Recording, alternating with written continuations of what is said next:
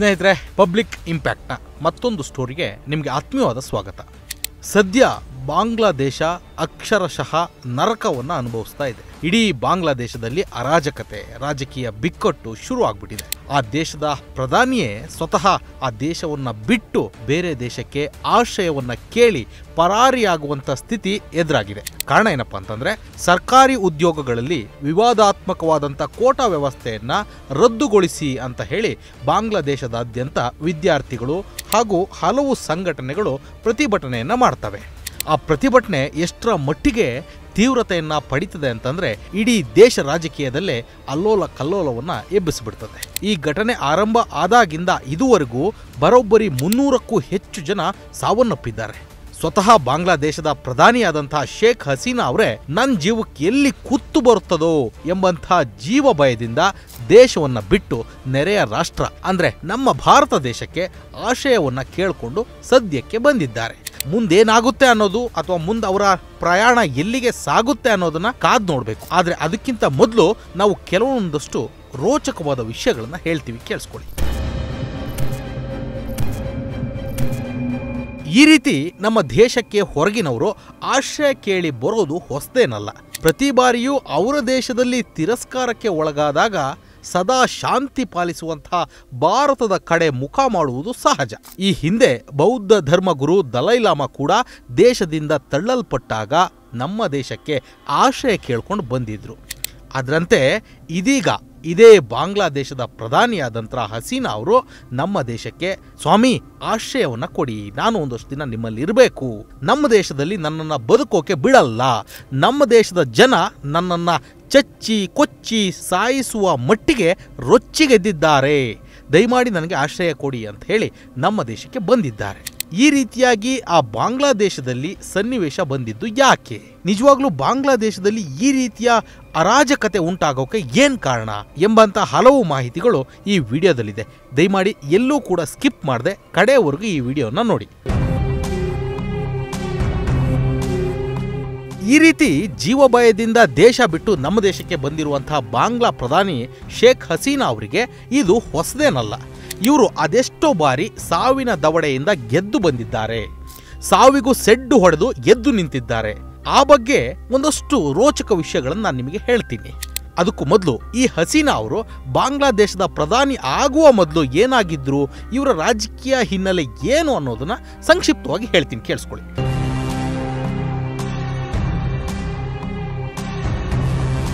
ಶೇಖ್ ಹಸೀನಾ ಅವರು 28 ಸೆಪ್ಟೆಂಬರ್ 1947ರಂದು ಪೂರ್ವ ಬಂಗಾಳದ ತುಂಗಿಪಾರಾದ ಎಂಬಂತಹ ಬಂಗಾಳಿ ಮುಸ್ಲಿಂ ಕುಟುಂಬದಲ್ಲಿ ಜನಿಸ್ತಾರೆ. ತಂದೆ ಬಂಗಾಳದ ರಾಷ್ಟ್ರೀಯತಾವಾದಿ ಶೇಖ್ ಮುಜಿಬುರ್ ರೆಹಮಾನ್, ತಾಯಿ ಬೇಗಂ ಫಜಿಲತುನ್ನಿಸಾ. ನಿಮಗೆ ಗೊತ್ತಿರಲಿ, ಈ ಶೇಖ್ ಇದ್ದಾರಲ್ಲ, ಇವರು ಮೊಘಲ್ ಯುಗದ ಕೊನೆಯಲ್ಲಿ ಬಂಗಾಳಕ್ಕೆ ಆಗಮಿಸಿದ ಮುಸ್ಲಿಂ ಬೋಧಕ ಶೇಖ್ ಅಬ್ದುಲ್ಲಾ ಅವಲ್ ದರ್ವೀಶ್ ಎಂಬಂಥ ಖ್ಯಾತ ಇತಿಹಾಸಕಾರರ ವಂಶಸ್ಥರು.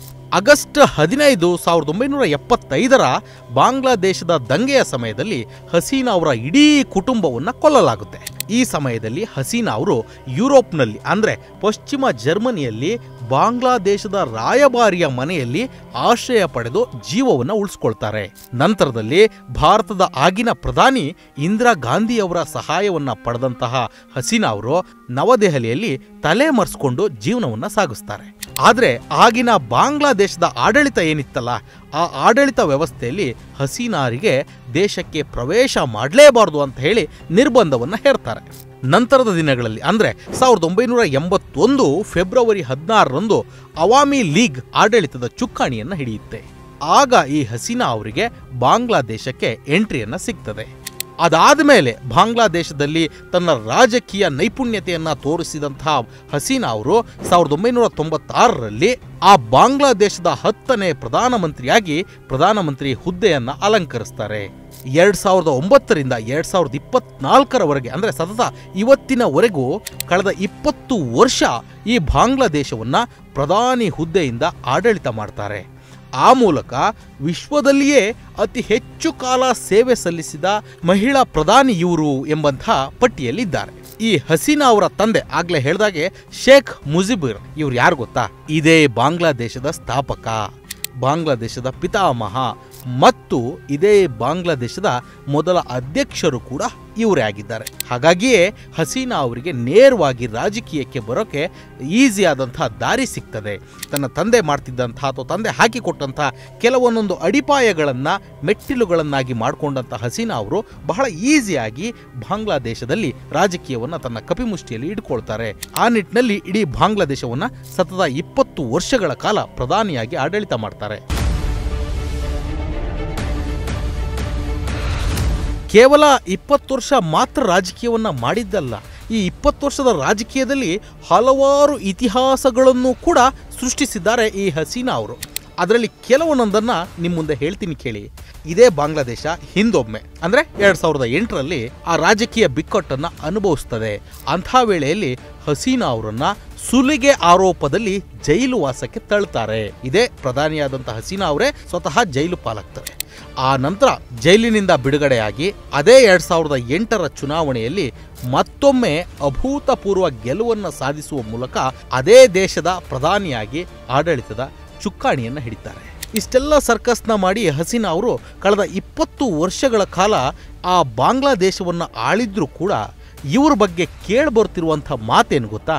ಇಡೀ ದೇಶದಲ್ಲಿ ಪ್ರಜಾಪ್ರಭುತ್ವದ ಹಿನ್ನಡೆ, ಪ್ರಜಾಪ್ರಭುತ್ವವನ್ನು ಕಗ್ಗೊಲೆ ಮಾಡಲಾಗ್ತದೆ, ಎಷ್ಟೋ ಜನರನ್ನು ಬಲವಂತವಾಗಿ ನಾಪತ್ತೆ ಮಾಡಲಾಗುತ್ತದೆ, ಕಾನೂನು ಬಾಹಿರವಾದಂಥ ಹತ್ಯೆಗಳು ನಡೆದಿವೆ, ಅನೇಕ ರಾಜಕಾರಣಿಗಳು ಮತ್ತು ಪತ್ರಕರ್ತರಿಗಂತೂ ಮುಲಾಜಿಲ್ದೆ ಹತ್ಯೆಗಳನ್ನು ಮಾಡಿದ್ದಾರೆ. ಅದೆಷ್ಟೋ ಕಠೋರವಾದಂಥ ಟೀಕೆಗಳು ಈ ಹಸೀನಾರ ಮೇಲಿದೆ ಅಂತಂದರೆ ಇವರು ಅಲ್ಲಿನ ವಾಕ್ ಮತ್ತು ಅಭಿವ್ಯಕ್ತಿ ಸ್ವಾತಂತ್ರ್ಯವನ್ನೇ ಕಿತ್ಕೊಂಡಿದ್ರು ಎಂಬಂತಹ ಟೀಕೆಗಳು ಕೂಡ ಇವ್ರ ಮೇಲೆ ಕೇಳಿಬರ್ತಾ ಇದೆ. ಇದೆಲ್ಲದಕ್ಕೂ ಒಂದು ಕೈಗನ್ನಡಿ ಏನಪ್ಪಾ ಅಂತಂದ್ರೆ, ವಿಶ್ವದ 100 ಅತ್ಯಂತ ಪ್ರಭಾವಶಾಲಿ ವ್ಯಕ್ತಿಗಳಲ್ಲಿ ಹಸೀನಾ ಕೂಡ ಒಬ್ರು ಎಂಬುದಾಗಿ ಫೋರ್ಬ್ಸ್ ಎಂಬಂತಹ ಒಂದು ನಿಯತಕಾಲಿಕೆ ಈ ರೀತಿಯಾಗಿ ವರದಿ ಮಾಡ್ತದೆ. ಇದು ಎಷ್ಟರ ಮಟ್ಟಿಗೆ ಒಂದು ತೀವ್ರವಾದ ವಿಚಾರ ಅಂತಂದ್ರೆ ನಾವು ನೀವು ಬಹಳ ಸೂಕ್ಷ್ಮವಾಗಿ ಗಮನಿಸಬೇಕು. ಇಡೀ ಪ್ರಪಂಚದಲ್ಲಿ ಎಷ್ಟು ಜನಸಂಖ್ಯೆ ಇದೆ, ಆ ಜನಸಂಖ್ಯೆಯಲ್ಲಿ ಕೇವಲ 100 ಜನ ಅತಿ ಹೆಚ್ಚು ಪ್ರಭಾವಶಾಲಿಗಳು. ಆ ಪ್ರಭಾವಶಾಲಿಗಳಲ್ಲಿ ಈ ಒಬ್ಬರು ಬಾಂಗ್ಲಾದೇಶದ ಪ್ರಧಾನಿ ಹಸೀನಾ ಅಂತಂದರೆ ನೀವು ಈಸಿಯಾಗಿ ಊಹೆ ಮಾಡ್ಬೋದು. ಇವರ ಪ್ರಭಾವ, ಇವರ ಆಡಳಿತ, ಇವರ ಡೂ ಆರ್ ಡೈ ಅನ್ನುವಂಥ ಒಂದು ವ್ಯಕ್ತಿತ್ವ ಎಷ್ಟರ ಮಟ್ಟಿಗಿತ್ತು, ಇವರು ಮನಸ್ಸು ಮಾಡಿದ್ರೆ ಏನು ಬೇಕಾದ್ರೂ ಮಾಡ್ತಾರೆ ಅನ್ನೋದಕ್ಕೆ ಉದಾಹರಣೆ ಅಲ್ವಾ ಇದು. ಒಟ್ಟಾರೆಯಾಗಿ ಇಷ್ಟೆಲ್ಲ ಶಕ್ತಿಶಾಲಿ ಪ್ರಭಾವಶಾಲಿ ಪ್ರಧಾನಿಯಾದಂಥ ಈ ಹಸೀನಾ ಅವರು ಇದೀಗ ತನ್ನ ದೇಶದಲ್ಲೇ ನೆಲೆ ಇಲ್ಲದೆ ಬೇರೆಡೆ ತಲೆಮರೆಸಿಕೊಳ್ಳುವ ಸ್ಥಿತಿ ಎದುರಾಗಿದೆ. ಒಬ್ಬ ಪ್ರಧಾನಿಯನ್ನೇ ದೇಶದ ಜನತೆ ದೇಶ ಬಿಟ್ಟು ಓಡಿಸ್ತಾರೆ ಅಂದರೆ ಅಲ್ಲಿ ಅದೆಂಥ ಅರಾಜಕತೆ, ದಬ್ಬಾಳಿಕೆ ಮತ್ತು ಏಕಸ್ವಾಮ್ಯತೆ ನಿರ್ಮಾಣ ಆಗಿದೆ ಎಂಬುದನ್ನು ನೀವು ಕೂಡ ಊಹಿಸಿಕೊಳ್ಬಹುದು. ಈ ಬಾಂಗ್ಲಾದೇಶದ ರಾಜಕೀಯ ಭವಿಷ್ಯ ಅಥವಾ ಬಾಂಗ್ಲಾದೇಶದ ಮುಂದಿನ ಭವಿಷ್ಯ ಏನಾಗುತ್ತೆ ಅನ್ನೋದನ್ನ ನಾವೆಲ್ಲರೂ ಕೂಡ ಕಾದು ನೋಡಬೇಕಾಗಿದೆ. ಅಲ್ಲಿವರೆಗೂ ಫಾಲೋ ಮಾಡ್ತಾ ಇರಿ ಪಬ್ಲಿಕ್ ಇಂಪ್ಯಾಕ್ಟ್ ಚಾನಲ್ನ. ಇಲ್ಲಿ ಜನಶಕ್ತಿಯೇ ನಿರ್ಣಾಯಕ.